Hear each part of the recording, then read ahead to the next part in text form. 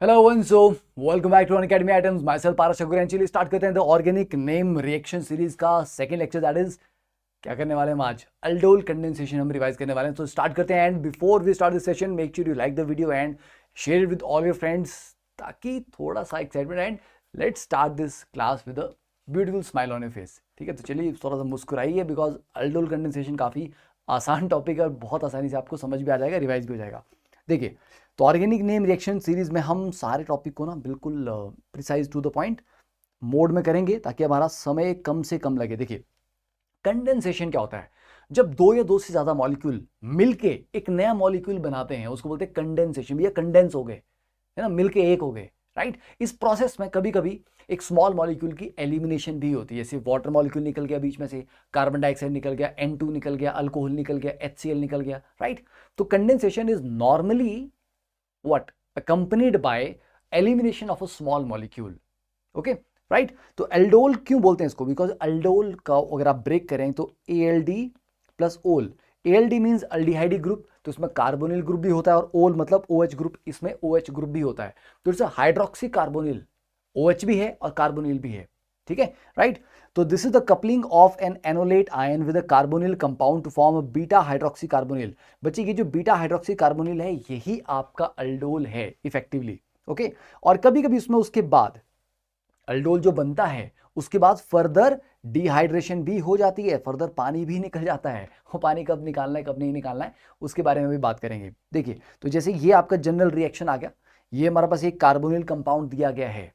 तो aldol condensation की जो प्राइम रिक्वायरमेंट है, वो प्राइम रिक्वायरमेंट क्या है पहले उसको देख लीजिए. इसकी जो रिक्वायरमेंट है, अल्फा हाइड्रोजन होना चाहिए कार्बोनिल कंपाउंड के पास. अगर अल्फा हाइड्रोजन नहीं है तो अल्डोल कंडेंसेशन नहीं हो सकती. Second, basic medium. तो मोस्टली आपने बेसिक मीडियम में ही अल्डोल कंडेंसेशन को पढ़ा है, बट ऐसा नहीं कि एसिडिक में नहीं होता अल्डोल कंडेंसेशन, एसिडिक में भी हो जाता है. ठीक है, पर एसिडिक वाला जो मैकेनिज्म है वो थोड़ा कम पॉपुलर है, उसके बारे में हम थोड़ा कम पढ़ते हैं. बट ये मत सोचना कि बेसिक में ही एल्डोल कंडेंसेशन होता है बेटा, वो एसिडिक मीडियम में भी हो जाता है. ठीक है, तो स्टार्ट करें. तो ये आपका जनरल रिएक्शन है. पहले स्टेप में आपने कार्बोनिल कंपाउंड को एक बेस के साथ ट्रीट किया और एक और कार्बोनिल आपने साथ में लिया, क्योंकि कंडेंस करने के लिए दो मॉलिक्यूल का होना तो जरूरी है जो दो आपस में मिलेंगे, राइट. तो ये दो मॉलिक्यूल आपस में मिलेंगे और ये रिएक्ट करके ये आपको फाइनल प्रोडक्ट बना रहे हैं. अब ये फाइनल प्रोडक्ट फर्दर डिहाइड्रेट करके एक और चीज में कन्वर्ट हो जाएगा और that is alpha beta unsaturated carbonyl compound. ठीक है, तो चलिए बेसिक से स्टार्ट करते हैं. तो बिल्कुल फंडामेंटल पार्ट से स्टार्ट करेंगे. जैसे आपको मैं कुछ एग्जांपल दूं. ठीक है, क्या ये अल्डोल कंडेंसेशन दे देगा? यस, दे देगा. क्यों? क्योंकि इसके पास 3 अल्फा हाइड्रोजन हैं.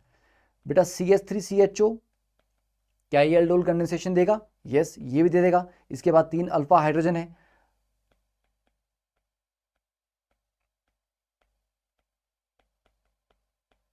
क्या ये अल्डोल कंडेंसेशन दे पाएगा? नहीं, इस भाई साहब के पास कोई अल्फा हाइड्रोजन नहीं है, तो ये दे देगा, ये दे देगा, ये वाला भाई साहब नहीं दे पाएगा. तो अल्फा हाइड्रोजन का होना जरूरी है. अब देखिए अल्डोल कंडेंसेशन में होता क्या है.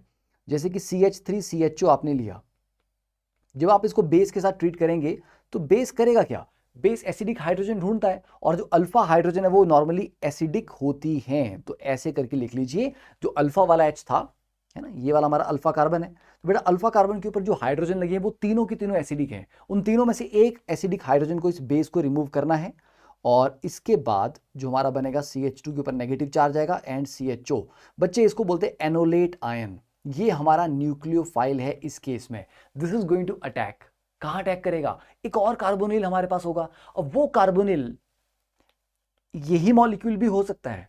मतलब जो आपने ये CH3CHO एसिटल्डिहाइड लिया था, इसी के दो मॉलिक्यूल हो सकते हैं कि एक का आपने एनोलेट बना दिया और दूसरे पे अटैक करवा दिया. तो इसको बोलते हैं सिंपल अल्डोल. ठीक है, तो सिंपल अल्डोल का मतलब है जब दोनों मॉलिक्यूल जो कार्बोनिल के मॉलिक्यूल हैं वो दोनों सेम मॉलिक्यूल हैं, सेम ही कंपाउंड के मॉलिक्यूल हैं, उसको सिंपल अल्डोल बोलते हैं. बट अगर एनोलेट बनाने वाला मॉलिक्यूल अलग है और जिसके ऊपर अटैक कर रहा है वो मॉलिक्यूल अलग है, दो अलग अलग कंपाउंड्स है बेसिकली वो, तो उसको बोलते हैं crossed aldol.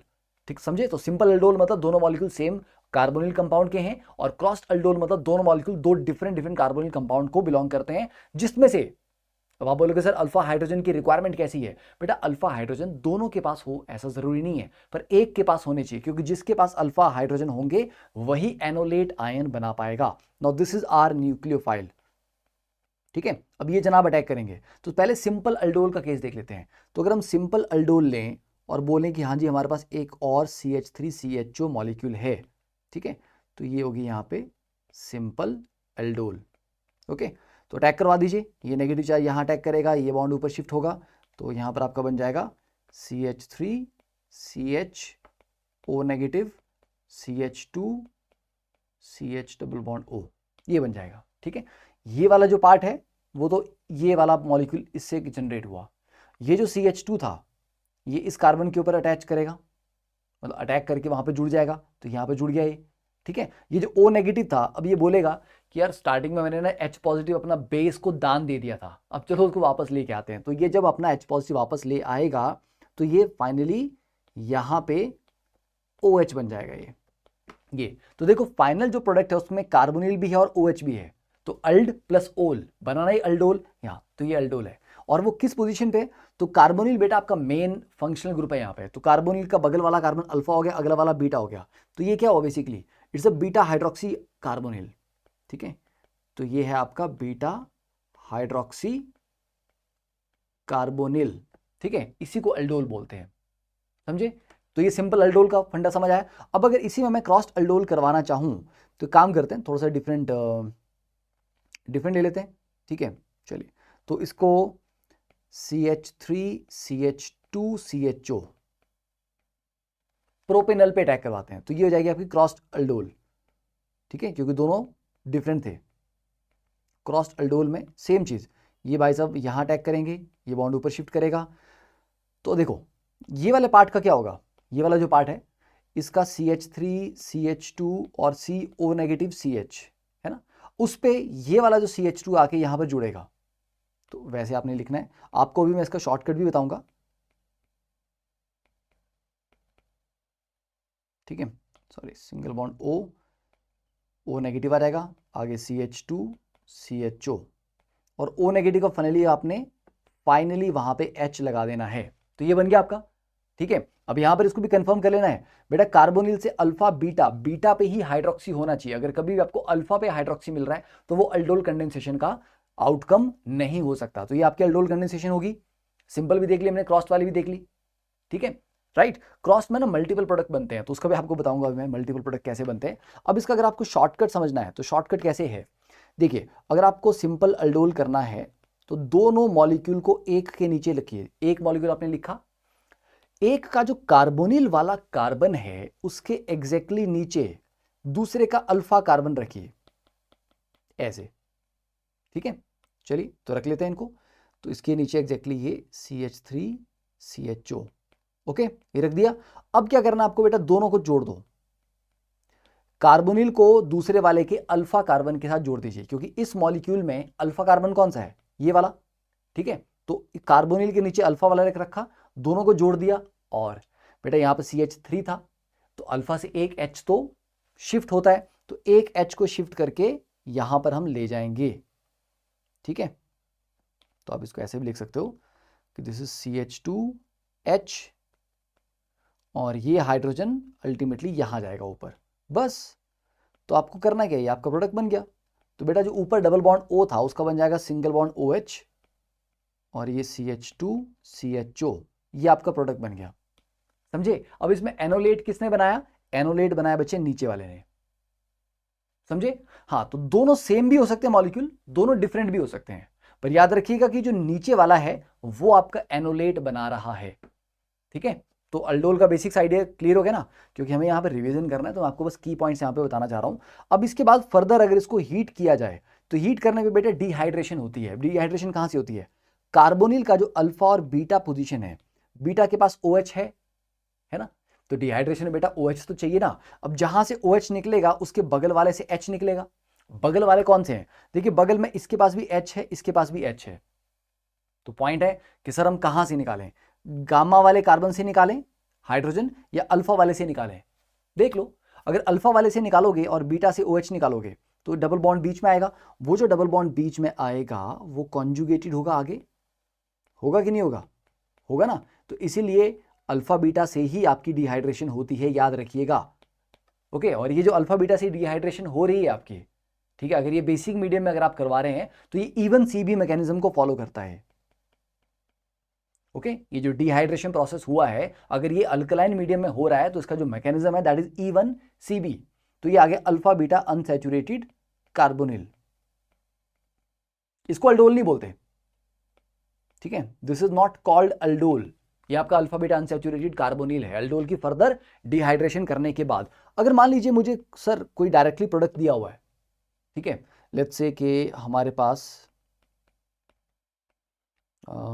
CH double bond CH ये दिया हुआ है, तो पहली नज़र में मैं ये समझ रहा हूं कि ये अल्फा बीटा अनसैचुरेटेड है, तो हो सकता है ये अल्डोल के बाद फर्दर डिहाइड्रेशन से बना हो। तो अगर मुझे पता है कि ये अल्डोल का फाइनल प्रोडक्ट है, तो इसका ओरिजिनल रिएक्टेंट क्या रहा होगा, मतलब बैकवर्ड रिएक्शन अगर आप करवाना चाहें तो बैकवर्ड रिएक्शन से क्या मैं इसके रिएक्टेंट को ढूंढ सकता हूं, भैया किन दो मॉलिक्यूल को पकड़ के मैंने रिएक्ट करवाया तब ये जनाब बने, ठीक है, ये भी कर सकते हैं हम, प्रोडक्ट से डायरेक्टली रिएक्टेंट पे भी आ सकते हैं। करना क्या आपको बेटा, अल्फा बीटा के बीच का बॉन्ड तोड़ना है, राइट। अब देखिए जो राइट साइड वाला हिस्सा है उसके पास ऑक्सीजन ऑलरेडी है, लेफ्ट वाले के पास नहीं है, ठीक है, तो एक काम करिए, लेफ्ट वाले को O दे दीजिए, राइट वाले को H2 पकड़ा दीजिए, ठीक है, यहां पे CHO बन जाएगा और ये दो H2 जो है इस कार्बन के ऊपर आ जाएंगे, तो आपके पास दो मॉलिक्यूल जो आएंगे वो आएंगे ऐसे, CHO प्लस, आई होप मेरी मुंडी इसमें ऑब्स्ट्रक्ट नहीं कर रही है सारे रिएक्शन मेरे सिर के ऊपर हो रहे हैं, ठीक है।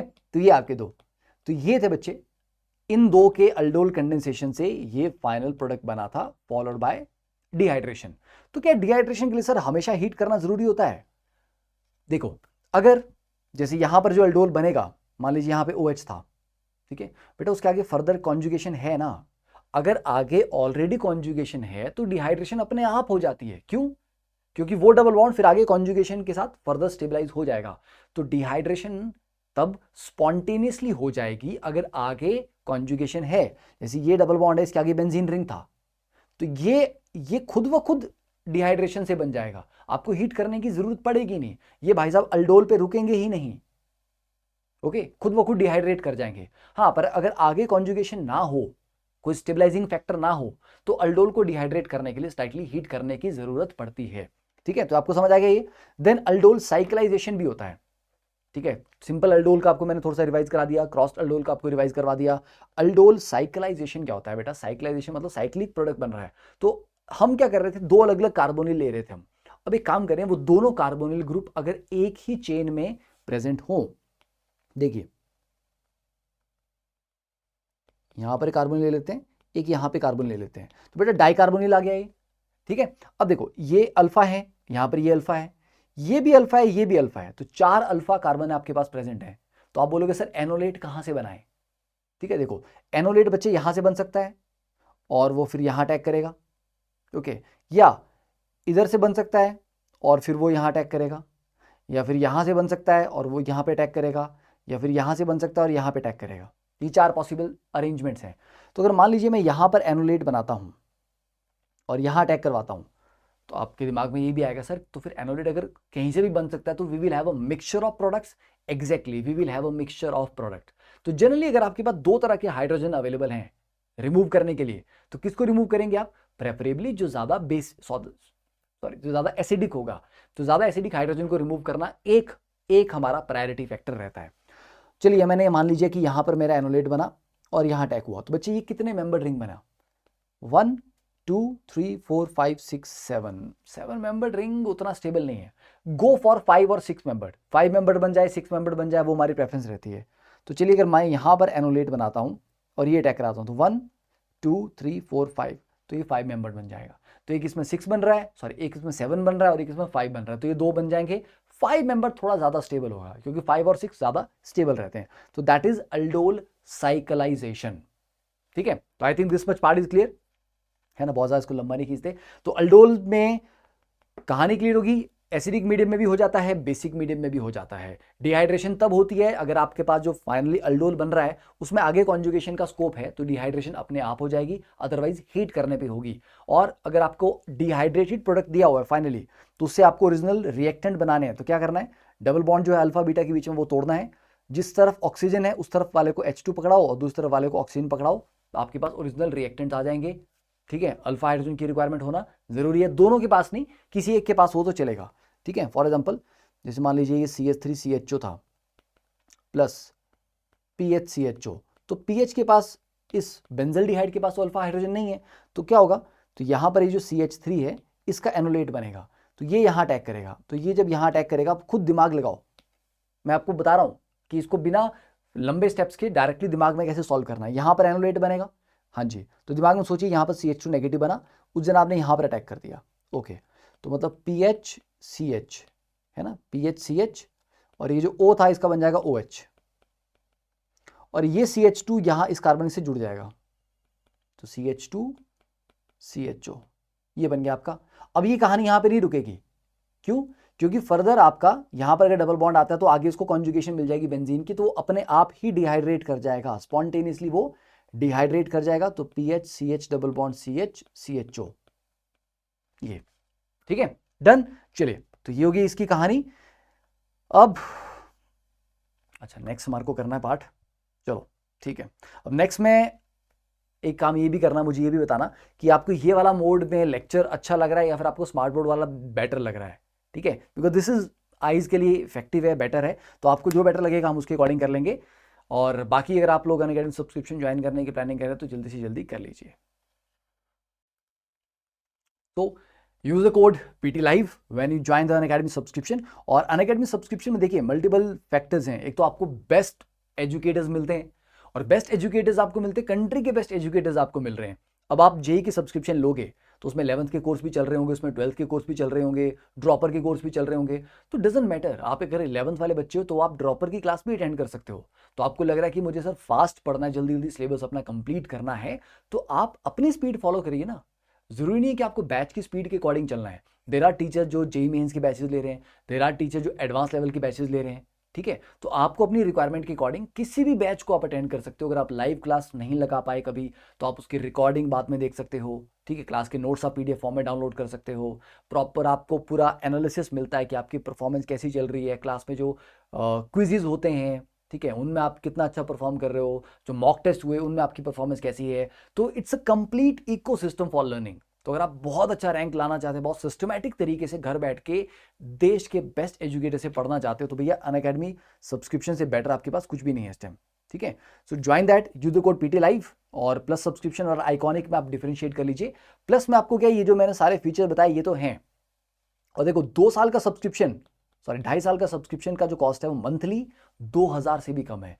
और अगर आप आइकॉनिक सब्सक्रिप्शन लेते हैं तो आइकॉनिक में क्या होता है, there is a dedicated mentor, mentor जानते हो ना, गाइड, जो आपको गाइड करेगा कि बच्चे तैयारी कैसी की जाए। आप परेशान है कि सर मुझे ये सब्जेक्ट नहीं आ रहा, या मैं इस टॉपिक में ना परेशान हो रहा हूँ, मेरे से क्लियर नहीं हो रहा, या मेरा टाइम टेबल कैसे बनाऊं, मैं स्कूल और इस कोचिंग को कैसे मैनेज करूं, ये इस तरह की सारी जो समस्याएं होती हैं, एकेडमिक हैं, नॉन एकेडमिक, आपको मोटिवेट करने की जरूरत है, तो वो मेंटर आपसे बात करके 1 to 1 आपसे बात करके आपको गाइड करेंगे। आपको स्ट्रेटजी कैसे आपको बनानी है, प्लान करनी, वो बताएंगे। आपको एक ठीक है स्टडी प्लानर बना के देंगे, आपका पर्सनल कोच हैं वो, राइट, और स्ट्रक्चर्ड कोर्सेज, और आपको स्टडी मटेरियल यहाँ पे मिलता है प्रिंटेड फॉर्म में, जो आपको प्लस सब्सक्रिप्शन में भी मिलता है, पर उसमें प्रिंटेड फॉर्म में नहीं मिलता, आपको PDF फॉर्म में मिलता है, राइट। एंड बाकी आशीष अरोड़ा सर के गाइडेंस में जो ऑल इंडिया टेस्ट सीरीज चल रही है उसमें एनरोल पक्का करना है। ठीक है, अभी तो ये 3 अप्रैल को है, पर इस तरह से ऑलवेज रिमेंबर के जो मॉक टेस्ट सीरीज चल रही है उनमें पार्टिसिपेट करते रहे, अपने दोस्तों को बताएं। और ये अपकमिंग बैचेज हैं, तो अगर आप लोग प्लान कर रहे हो कि मुझे अभी स्टार्ट करना है, अब आप 11th क्लास में आ रहे हो, 12th में आ रहे हो, या ड्रॉप करने की सोच रहे हो, तो depending on that you can choose the batch of your choice. और अगर आपको लग रहा है कि सर हमने पढ़ाई पूरी कर ली, हमें जस्ट अब से प्रॉब्लम प्रैक्टिस करनी है, मॉक टेस्ट ही देने हैं, तो you can go for the Unacademy light subscription. Light में क्या है, आपको IIT JEE 2022 और 2023 के लिए मॉक टेस्ट मिलते हैं, डिटेल एनालिसिस मिलता है, मात्र 999 रुपीज से स्टार्ट है सब्सक्रिप्शन। ठीक है, तो यहां पर भी आप PT Live कोड लगाइए, इसको ज्वाइन कीजिए, अपने दोस्तों को बताइए इसके बारे में। और JEE मेन रैंक प्रिडिक्टर, ठीक है, तो ये भी आपको यहाँ पे मिल रही है फैसिलिटी कि आप कितना परफॉर्म करते हैं, उसके बेसिस पे आपका रैंक कितना आएगा, ये भी आपको यहाँ पे प्रिडिक्ट करके बताया जाएगा। और कोई भी समस्या हो, कोई भी डाउट है, कोई भी चीज़ के बारे में जानना है, प्रेपरेशन के बारे में, सब्सक्रिप्शन के बारे में, ऑफर्स के बारे में, you can call on this number, ठीक है, to know the latest offers. And आज का डाउट फीचर अब आपका अनअकैडमी की वेबसाइट के ऊपर भी अवेलेबल है, और मेंटरशिप के बेनिफिट्स जो हैं सारे के सारे वो तो आपको मैंने ऑलरेडी बता दीजिए। So use the code PT live and join fast. See you in the class.